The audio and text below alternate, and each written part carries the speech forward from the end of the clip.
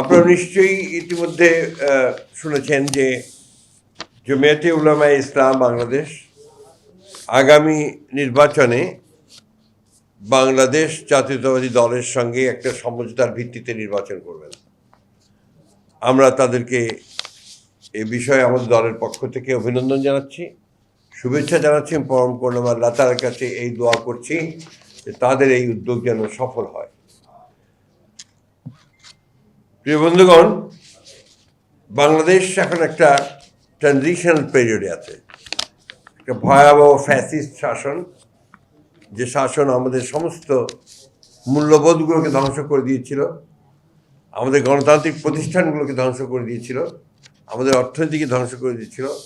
সেই ফ্যাসিস্ট শাসন থেকে বেরিয়ে এসে আমরা এখন একটা নির্বাচনের দিকে যাচ্ছি এবং নির্বাচনের পরে একটা নির্বাচিত সরকার, নির্বাচিত পার্লামেন্ট আমাদের দেশকে, আমাদের জাতিকে সঠিক পথে এগিয়ে নিয়ে যাবে, এই প্রত্যাশা আমরা সবাই করছি। কিন্তু এর মধ্যেই দেখা যাচ্ছে যে কিছু সংখ্যক ব্যক্তি মহল, তারা এই ট্রানজিশনাল যে প্রসেস, এটাকে বাধাগ্রস্ত করার জন্য ভয়ঙ্করভাবে চক্রান্ত করছে। এবং আমি আজকে আবারও এই চক্রান্তের মাধ্যমে নিহত, শহীদ হয়ে যাওয়া উসমান হাদি, তার আত্মার মাগফিরাত কামনা করছি এবং পরম করুণাময় আল্লাহ তাআলার কাছে এই দোয়া চাইছি যে আল্লাহ তাআলা তাকে যেন বেহেশতে সর্বশ্রেষ্ঠ স্থানে নিয়ে যান। ইতিমধ্যে আপনারা দেখেছেন যে এই ট্রানজিশনাল পিরিয়ডে সরকারের ব্যর্থতার কারণে আইন শৃঙ্খলা পরিস্থিতি যথেষ্ট অবনতি হয়েছে। আমাদের প্রত্যাশা ছিল যে প্রফেসর ইউনূসের যে সরকার, সেই সরকার অন্তত এই কয়েকটা মাস তারা তাদের যোগ্যতার পরিচয় দেবেন এবং এফিসিয়েন্সির সঙ্গে দেশকে পরিচালনা করবেন। আমি ধন্যবাদ জানাই যে তারা তাদের কথা রেখেছেন, যে আপনার 26 ফেব্রুয়ারি মাসের 12 তারিখে নির্বাচনের ঘোষণা দিয়েছেন এবং নির্বাচন কমিশন সেটাই করছেন। কিন্তু নির্বাচনের যে পরিবেশ তৈরি করা, এই পরিবেশ তৈরি করার জন্য তাদেরকে আরও সচেতন এবং ইতিবাচক ভূমিকা পালন করা দরকার, আরও কার্যকরী ভূমিকা পালন করা দরকার।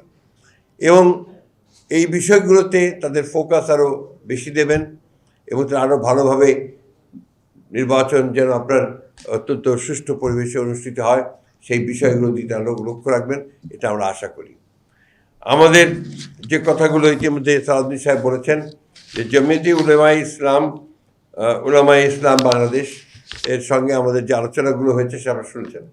আমরা কিন্তু প্রথম থেকেই বাংলাদেশ বিএনপির জন্মলগ্ন থেকেই শহীদ প্রেসিডেন্ট জিয়াউর রহমান সাহেব, তিনি সংবিধানে বিসমিল্লাহির রহমানির রহিম প্রথম তিনি সন্নিবিষ্ট করেছিলেন এবং আল্লাহর উপর অবিচল আস্থা বিশ্বাস এই কথাটা দেওয়া হয়েছিল। কিন্তু হাসিনার এই সরকার আপনার সেটাকে বাতিল করে দিয়ে নতুনভাবে 15th অ্যামেন্ডমেন্ট না 15th অ্যামেন্ডমেন্ট দিয়ে সবগুলোকে পরিবর্তন করে দিয়েছিল, যেটা আবার এখন পরিবর্তিত হয়েছে এবং আমাদের সেগুলোকে আবার সামনে এসছে। আমরা ইতিমধ্যেই কমিটেড যে আমরা যে 15th অ্যামেন্ডমেন্টে আমাদের যে কনস্টিটিউশনের যে বিধানগুলো ছিল সেগুলোকে আমরা অবশ্যই আমাদের সামনের দিনে আমরা সেগুলোকে অগণতান্ত্রিক বিধানগুলোকে বাদ দিয়ে গণতান্ত্রিক বিধানগুলোকে আমরা সামনের দিকে নিয়ে আসবো। আমি বক্তব্য দীর্ঘ করব না, আমি এখন আপনাদের সামনে একটু ঘোষণা করবো যে কোন কোন আসনগুলোতে আমরা তাদের সঙ্গে সমঝোতা করছি। একটি হচ্ছে নীলফামারী 1 ডোমার ডিমলা, এখানে নির্বাচন করবেন মৌলানা মোহাম্মদ মঞ্জুরুল ইসলাম আফেন্দি। নারায়ণগঞ্জ 4 ফতুল্লা মুফতি মনির হোসেন কাসেমি।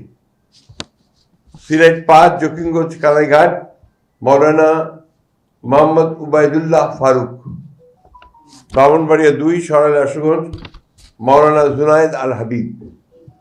এই আসনগুলোতে আমাদের কোনো প্রার্থী থাকবে না এবং ইতিমধ্যে আমাদের সালাউদ্দিন সাহেব বলেছেন যে এই সংগঠনের জমিয়তে উলামায়ে ইসলামের বাংলাদেশের আমাদের অন্যান্য আসনগুলোতে তাদের কোনো প্রার্থী থাকবে না। তো আমার মনে হয় এটা পরিষ্কার হচ্ছে আপনাদের কাছে। এবং আমরা যখন চূড়ান্তভাবে নির্বাচনের অন্যান্য আসনগুলো যে বাকি আছে সেটা যখন আমরা ঘোষণা করব সেগুলো তখনও এসে যাবে।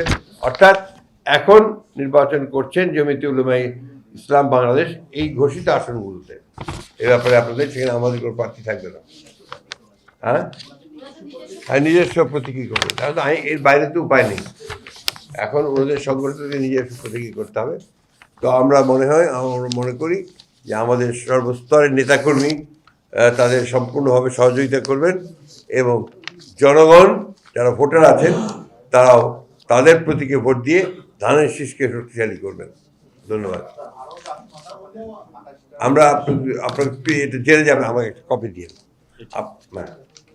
একটা কপি দিন, আপনারা একটু জেনে যাবেন খুশি। জি,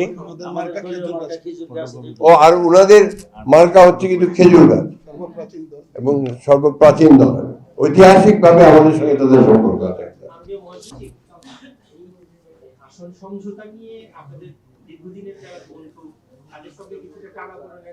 সব শেষ হয়ে গেছে, ভালোবাসা আরো গভীর হয়েছে।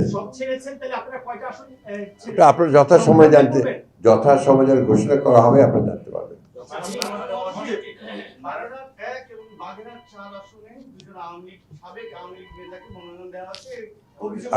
আপনার এই বিষয়গুলো আমরা আপনাদেরকে যথাসময়ে আমরা আপনার বিশ্লেষণ দেব এবং সব যথাসময়ে সেগুলো আপনি জানতে পারবেন।